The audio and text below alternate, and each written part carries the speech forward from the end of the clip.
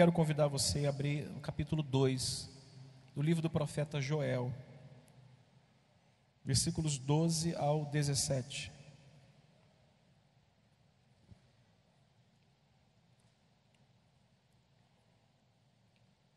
Obrigado, irmãos, pelo carinho. Livro do profeta Joel, capítulo 2, verso 12 ao verso 17. Uma curta reflexão para que possa preparar o nosso coração para recebermos os elementos daqui a pouco. Espero no Senhor que o seu coração seja uma boa terra hoje para receber a palavra dele, que você seja alimentado, fortalecido pela palavra de Deus, pela palavra. É a palavra que nos fortalece, é a palavra que nos alimenta. Há momentos que nós estamos em oração. Eu tenho o costume de silenciar depois que eu oro. É uma prática pessoal minha. Eu oro muito em silêncio. Eu não sou nada contra, tem pessoas que gostam de orar em voz alta. Mas depois que eu oro, eu sempre passo por um momento de silêncio para ouvir a voz do meu coração, ouvir a voz de Deus, me mostrando um texto bíblico, me mostrando aonde Ele quer me dirigir. E sempre, não digo quase sempre, eu digo sempre, Deus tem uma palavra de direção quando Ele transmite essa palavra ao meu coração pelo Espírito dEle. Então que o Senhor hoje possa nos silenciar para que essa palavra chegue ao seu coração e faça o efeito que de fato ela precisa fazer na sua vida, tá bom? Capítulo 2, verso 17 ao verso 12 ao verso 17, diz assim: a misericórdia do Senhor. Ainda assim agora mesmo, diz o Senhor, convertei-vos a mim de todo o vosso coração, e isso com jejuns, com choro e com pranto. Rasgai o vosso coração e não as vossas vestes. Convertei-vos ao Senhor vosso Deus, por quê? Porque Ele é misericordioso e compassivo, tardio em irar-se e grande em benignidade, e se arrepende do mal. Quem sabe não se voltará e se arrependerá e deixará após si bênção, uma oferta de manjares e libação para o vosso Deus? Tocai a trombeta em Sião, promulgai um santo jejum, proclamai uma assembleia solene. Verso 16 ou 17, por favor. Congregai o povo, santificai a congregação, ajuntai os anciãos, reuni os filhinhos e os que mamam. Saia o noivo da sua recâmara e a noiva do seu aposento, e façam o quê? Chorem os sacerdotes, ministros do Senhor, entre o pórtico e o altar, e orem. Orem como? Poupa o teu povo, ó Senhor, e não entregue a tua herança ao opróbrio, para que as nações façam escárnio dele, porque hão de dizer entre os povos: onde está o seu Deus? Senhor, nos abençoe. Precisamos do Senhor nessa noite, precisamos ouvir tua voz, precisamos que o Senhor fale aos nossos corações. O Senhor tem falado sempre, em todos os dias, todos os cultos, por meio dos teus servos. Eu te peço que o Senhor fale ao teu filho, à tua filha, por meio da minha vida, em nome do Senhor. Amém. Escolhi um tema para meditação, para fixar a nossa meditação. E eu havia dito no início que este é um dos temas mais antigos das Escrituras. O tema que eu quero abordar com os irmãos é um tema antigo, é um problema antigo, é um problema em que Deus vem tratando disso desde a época de Adão e Eva, desde o princípio. Não é novo o problema.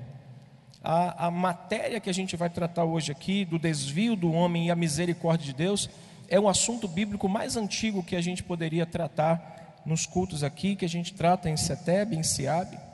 Então quero lembrar os irmãos que esse tema não é novo, não é um problema antigo.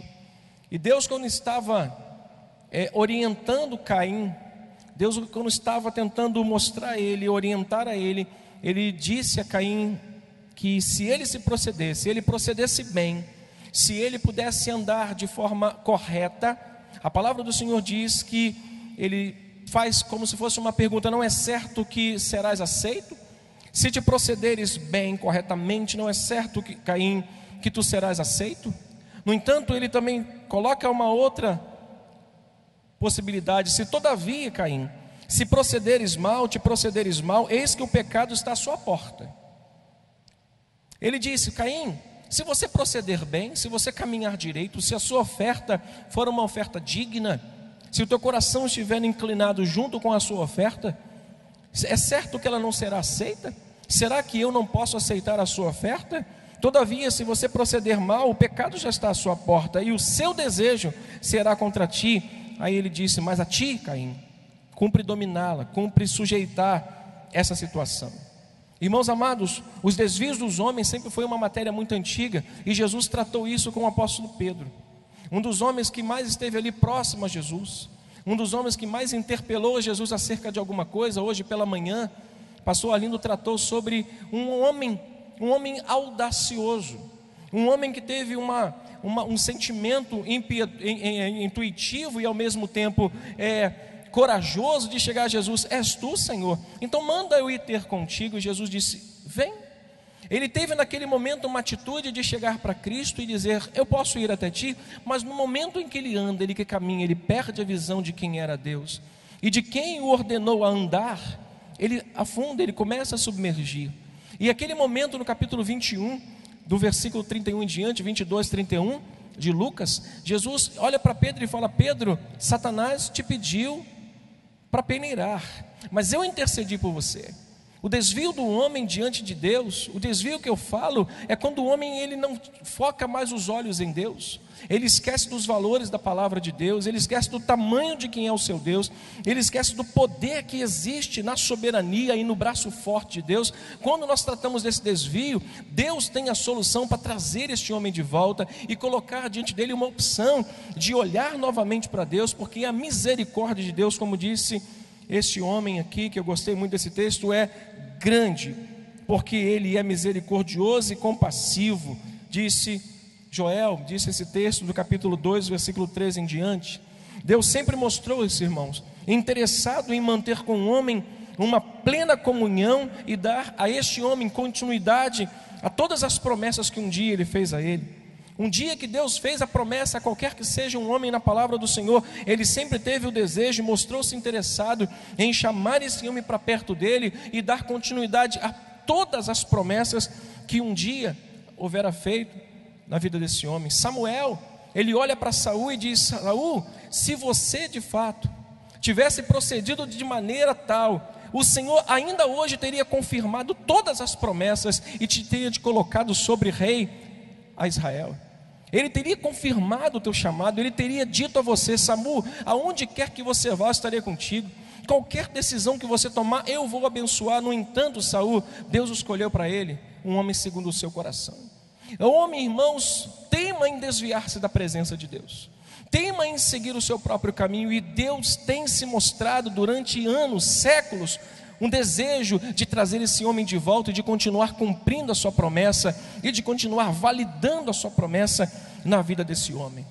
O relato desse texto, capítulo 2, eu quero que você permita ler esse texto com os irmãos depois e compartilhar, mas é necessário que você deixe aberto. O relato desse texto nos mostra que a indiferença e o esfriamento espiritual do povo foi o primeiro passo para o afastamento daquela nação, daqueles irmãos, daquelas pessoas, e duras consequências a partir desse esfriamento e desse primeiro passo para longe de Deus, para um afastamento total de onde Deus estava e da sua mão poderosa. Se você quiser conferir esse texto, capítulo 1, a partir do versículo 9, verso 9, 10 e 11, esse texto nos mostra um relato de uma indiferença e de um afastamento espiritual do povo, que foi o primeiro passo para as duras consequências que chegaram até aquele povo. Leia o versículo 9 comigo. Olha o que é a primeira coisa que acontece com o afastamento e o esfriamento espiritual daquela nação. O que foi cortado? Verso 9 do capítulo 1. Eu não estou conseguindo te ouvir, leia mais alto, por gentileza. Cortada está da casa do Senhor a oferta de manjares. Olha, primeiro passo para o afastamento e o esfriamento e as consequências. A primeira consequência foi o fim. Está cortado da casa do Senhor a oferta de manjares e de libação. Libação era uma entrega, era uma doação do homem, era uma entrega de vinho derramado no altar como forma de adoração a Deus.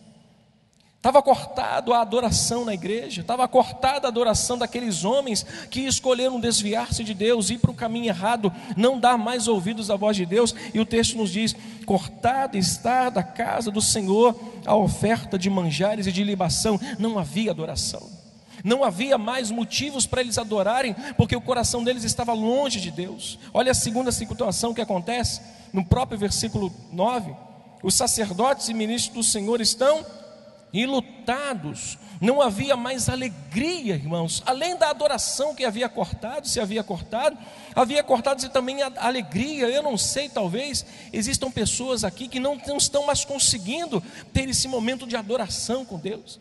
Estão com a sua alma tão sobrecarregada, estão demasiadamente cansados pela jornada cristã. Irmãos, às vezes a cruz pesa assim. Às vezes o desânimo bate sim. Quantos aqui são humanos, são seres humanos como eu e você, como essa pessoa que está do seu lado, que pode um dia dizer: Senhor, eu me canso às vezes.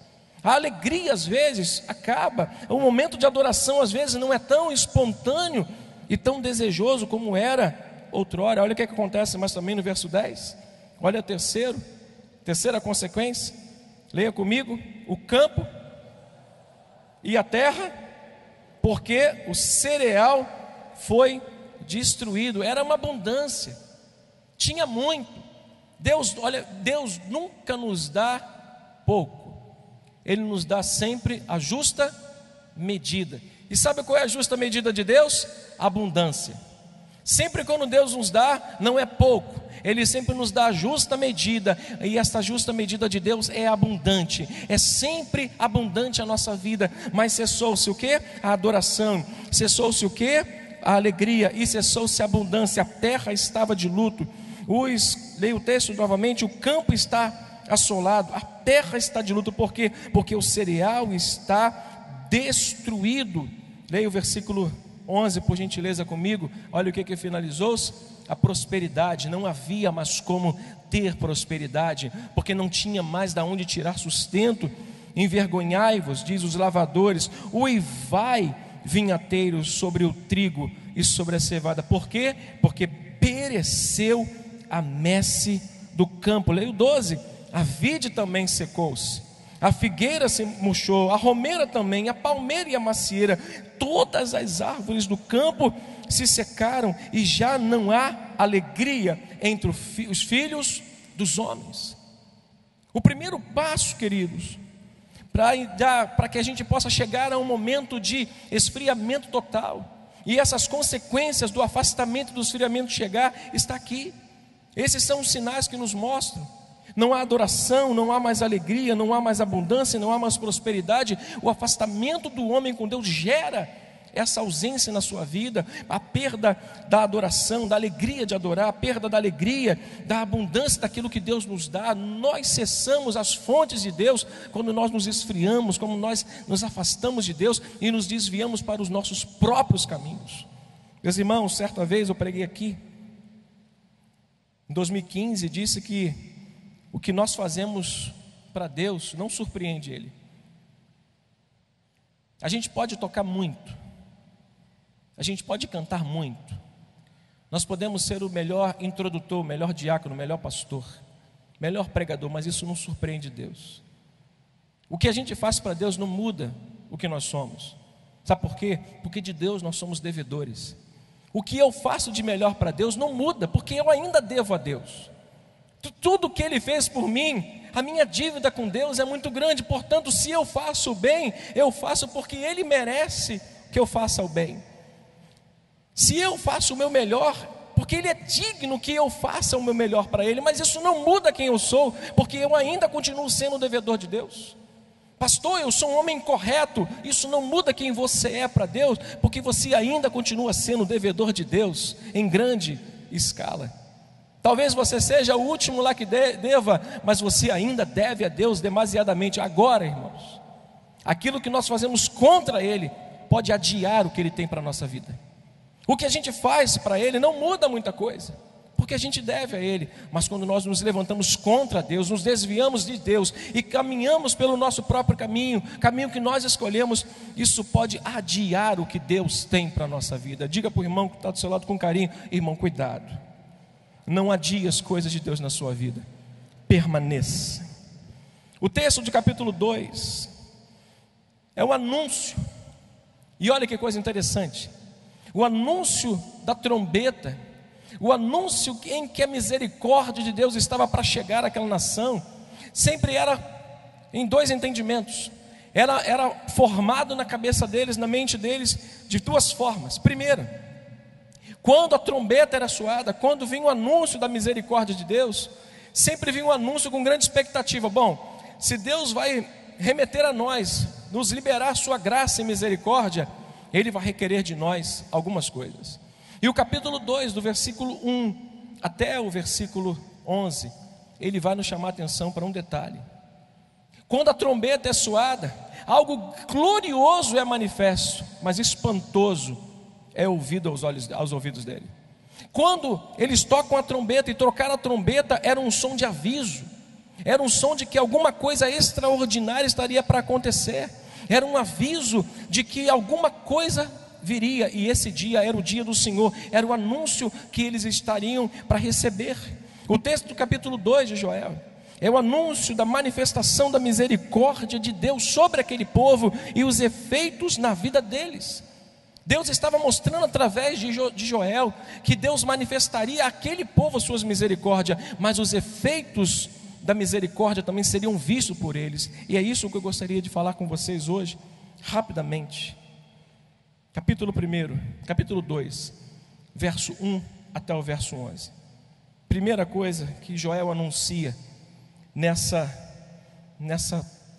jornada de falar para aquele povo. Primeira coisa, Joel anuncia o quê?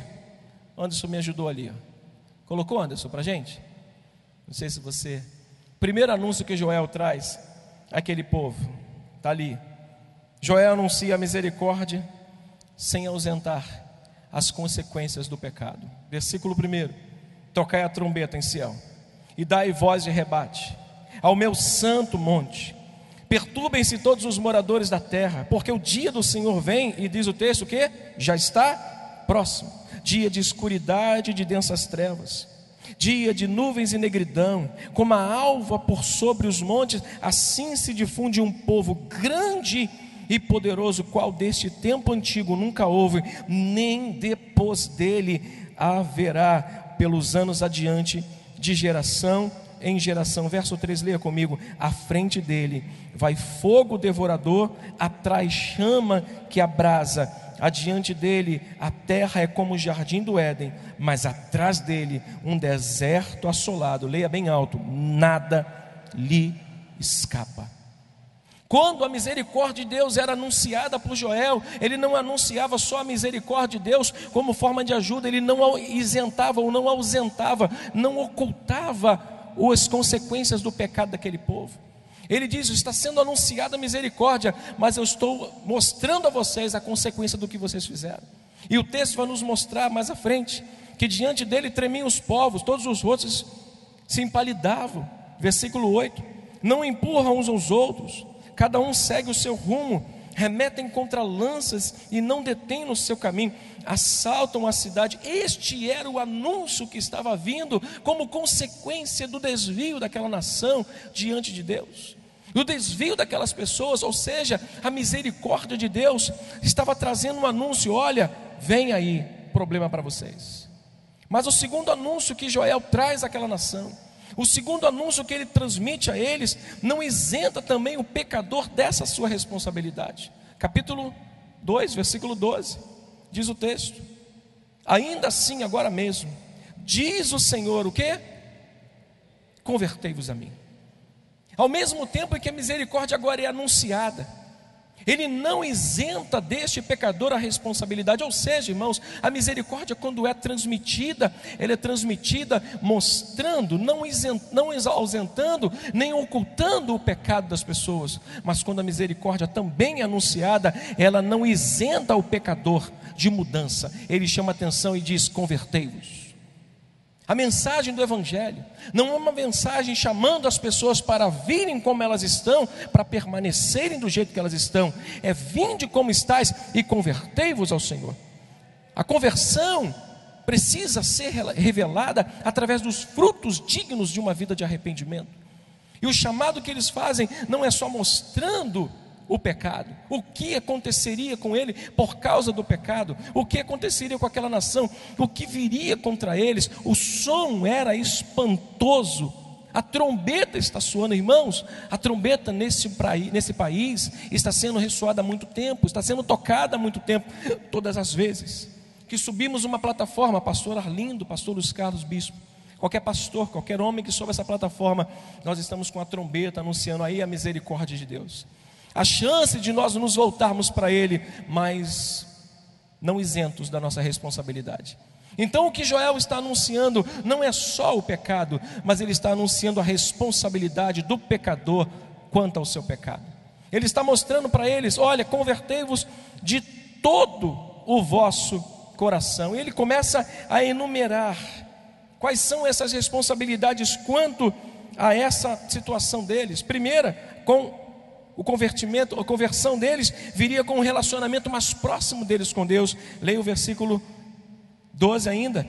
Ainda assim, agora mesmo, diz o Senhor, convertei-vos a mim de todo o vosso coração. E isso como?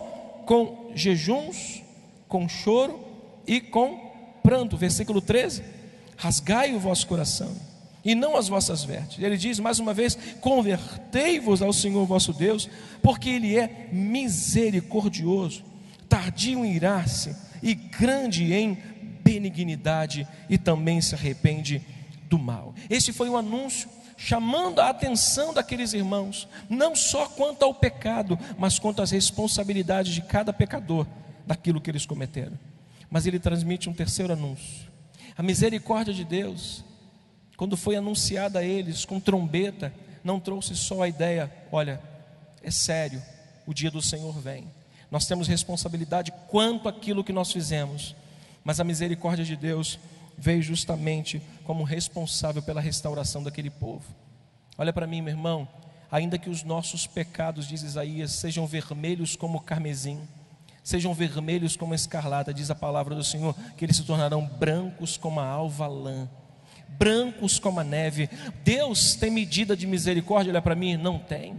Eu escrevi aqui que a misericórdia de Deus não é um instrumento que Deus usa para humilhar o homem, mas para erguê-lo quando ele cai.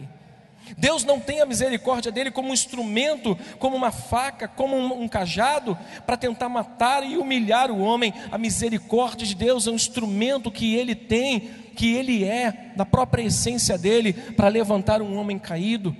E ele faz justamente isso a partir do versículo 23, diz: alegrai-vos, filho de Sião, regozijai-vos no Senhor vosso Deus, porque Ele vos dará a justa medida, a chuva fará descer como outrora, a chuva temporã e a chuva serôdia. Ele está anunciando: olha, o mesmo Deus que mostrou o pecado, o mesmo Deus que está botando para vocês responsabilidades quanto à mudança da sua vida, é o mesmo Deus que está nos prometendo restauração total. Deus está nos prometendo restauração à medida que nos aproximarmos dele de todo o coração, convertendo-se, rasgando o coração com sinceridade, com humilhação. Está aqui o chamado. Ele não deixa nem criança de fora, ele não deixa meninos de peito de fora, ele não deixa crianças que estão mamando, eles não deixam pais, ele não deixam filhos, ele não deixa sacerdotes de fora. Ele chama a todos: convertam-se com sinceridade, com relacionamento voltado, com as práticas religiosas, com jejuns. Eu disse lá na frente que a adoração havia acabado. Sabe de onde surge a nossa mais perfeita adoração? Quando nós estamos lendo a palavra. Quando nós estamos lendo a palavra, surge o desejo mais profundo de nós adorarmos a Deus. E sabe o que produz mais alegria em nosso coração? Quando nós estamos lendo a palavra. Dizem que quem caminha, que quem corre, quem faz exercício físico, libera uma substância, a substância chamada a substância da alegria. Tem gente que depois de correr não fica alegre, fica triste porque vai dormir, porque está cansado. Mas quando nós lemos a palavra de Deus, pode ter certeza, Ele alegra o nosso coração. O desejo de levantar as mãos: Senhor, muito obrigado, muito obrigado. E a gente acaba, irmão, se voltando cada vez mais para ver que o pouco com Deus é muito, e a gente vê que Deus é capaz de suprir nossas necessidades, assim como aquele povo viu, que Deus naquele momento não só aponta o pecado, não só chama a responsabilidade, mas se torna o responsável em levantar aquele povo e colocá-los de pé e dizer: alegrai-vos, filho de Sião. Deixa eu te dizer nessa noite algo: alegre-se, regozije no Senhor, porque Ele ainda continua sendo o nosso Deus. Verso 24, ele continua dizendo: as eiras se encherão de trigo. Ele é o responsável por trazer de volta o que se foi perdido. As eiras se encherão de trigo, os lagares transbordarão de vinho e de óleo. Ele diz: restituí-vos-ei os anos que foram consumidos pelo gafanhoto migrador, pelo destruidor, pelo cortador, o meu grande exército que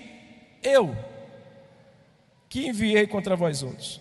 Verso 26, comereis abundantemente, e vos fartareis, e louvareis o nome do Senhor vosso Deus, que se ouve maravilhosamente convosco. E o meu povo, diz o texto, jamais será envergonhado. Verso 27, e sabereis que estou no meio de Israel, e que sou eu responsável, que faço todas as coisas, vosso Deus, e não há outro, e o meu povo, diz ele, jamais será envergonhado.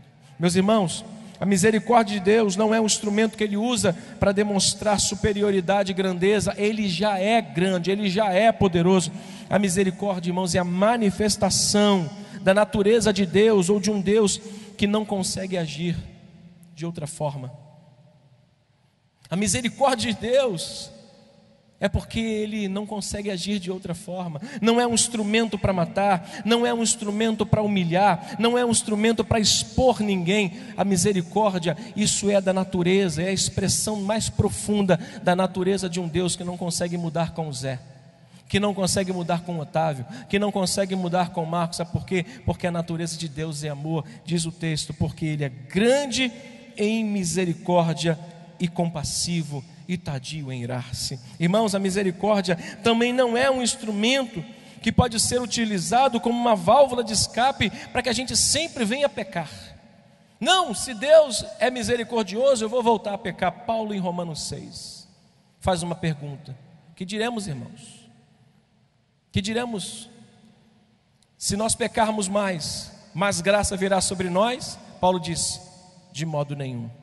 Agora que já morremos com Cristo, se já estamos mortos com Ele, por que pecar novamente? Paulo responde uma própria pergunta: que diremos, irmãos? A maior graça virá sobre nós se continuarmos no pecado? Ele diz: de modo nenhum, não pensem nisso. Irmãos, não use a misericórdia de Deus como uma válvula de escape para você pecar de novo, porque Deus está falando para aquele povo: olha, convertam-se de todo o coração, com verdade, com sinceridade, volte-se a um relacionamento verdadeiro com Deus, volte às práticas religiosas, volte às práticas da vida cristã, jejum, oração, leitura da palavra, ao choro. Um dos ministérios mais extintos da igreja, do ministério cristão, é o choro. Tem gente chorando porque perdeu uma porta de emprego, mas não chora porque pecou contra Deus.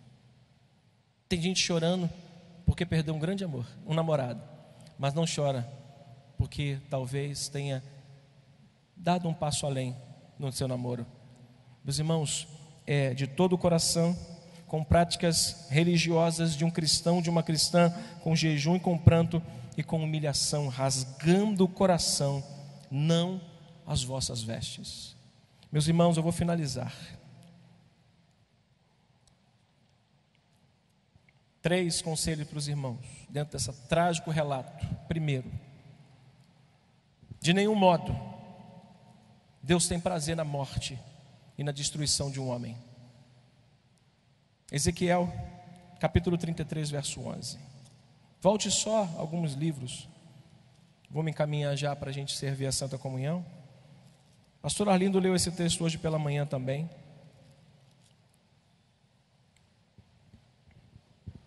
Três verdades dentro desse texto, que servem como aplicação final para a gente. Esse trágico relato daquele povo que se viu todo destruído, mas se viu com Deus, chamando-os a uma restauração. Capítulo 33, verso 11, primeira parte diz assim, vamos ler juntos? Diz-lhes Ezequiel: tão certo quanto eu vivo, diz o Senhor Deus, não tenho prazer na morte do perverso, mas em que o perverso se converta do seu caminho e viva. Mais uma vez, tão certo quanto eu vivo, diz o Senhor Deus, não tenho prazer na morte do perverso, mas em que o perverso se converta do seu caminho e viva. Essa é a misericórdia de Deus. Esse é o instrumento, esta é a natureza de Deus. Ele não consegue mudar, porque Ele é amor, Ele é misericórdia. Pastor Luiz Carlos diz assim: porque o Senhor é bom e a sua misericórdia dura. Por que a misericórdia dura para sempre? Porque Deus é bom, é a natureza de Deus. Não é um instrumento para humilhar o João, humilhar o Otávio. Não é um instrumento para expor o Marcos, para expor o Jonatas. É um instrumento para nos mostrar a grandeza de um Deus que nos chama para perto dele, nos coloca a responsabilidade para fazer, mas também está sempre pronto para nos restaurar a alegria e nos dar de volta tudo que Satanás nos tirou. Nessa noite, Deus quer restaurar nossa alegria, a minha alegria, a sua alegria, e restituir novamente tudo que Satanás um dia roubou, nos desviando da sua presença, tirando os nossos olhos dele. Não tire os seus olhos de Deus. Satanás nesses últimos dias quer trazer entristecimento, tristeza ao coração das pessoas, decepção. Eu encontrei com um rapaz na porta da igreja, falei: vamos entrar. Ele: por quê? Aqui nunca mais. Eu disse: rapaz, esse aqui não é a minha casa, aqui é a casa de Deus. Fui muito maltratado. Por quem? Não quero falar. Bom, é um direito que você tem, mas deixa eu te falar uma coisa: Satanás é especialista em colocar na última fila os amargurados. Que fila é essa, pastor? É a fila que vai para o inferno.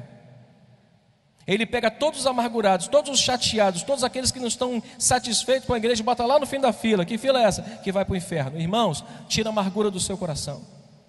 Isso promove no nosso coração tristeza e afastamento de Deus. E a gente não adora, a gente não ora, a gente não tem alegria, a gente não tem perspectiva de nada, a gente só reclama. Quem reclama só anda para trás, reclamando, reclamando, reclamando, como já dizia um pastor amigo meu.